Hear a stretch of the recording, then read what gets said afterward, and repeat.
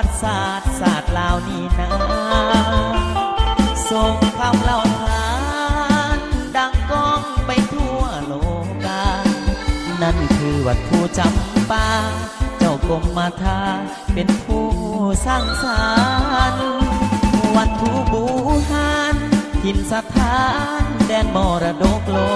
กได้เห็นแล้วคงหายโศกคนทั้งโลกต่างมาสงการเป็นแหล่งท่องเที่ยวมีคุณค่าอันมหาศาลเป็นปุริยาสถานก้าวขามาหลายพันปีวัดโพแห่งนี้สุดที่เหลือพันละนาพงนางสีดางามสง่าแสนอัศจรรย์ก้อนหินน้อยใหญ่เหมือนฟ้านั้นมาเสกสรรผู้หญิงชายนอนความกายนั้นถึงปัจจุบันกราบไหว้บูชาเดือนสามเพ็งคืองานบุญอันยิ่งใหญ่คนลาวต่างทราบหลั่งไหลกราบไหว้สถานที่นี้นาเสิร์ชสู่เอาไว้ด้วยน้ำใจสาวเมืองจำปาให้สมกับคำเขาสาวัดผู้จำปาคือมรดกโลก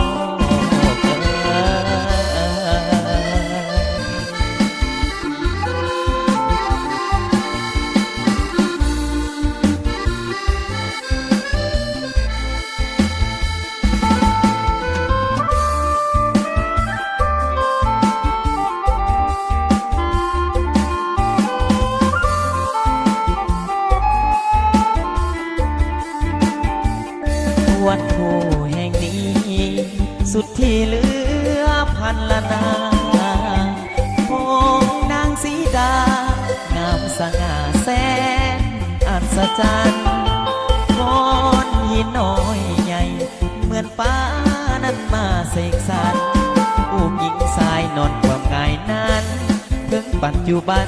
กราบไหว้บูชาเดือนสามเพ็งงานบุญอันยิ่งใหญ่คนลาวต่างทราบหลั่งไหลกราบไหว้สถานที่นี้นาเสิร์ชสู่เอาไว้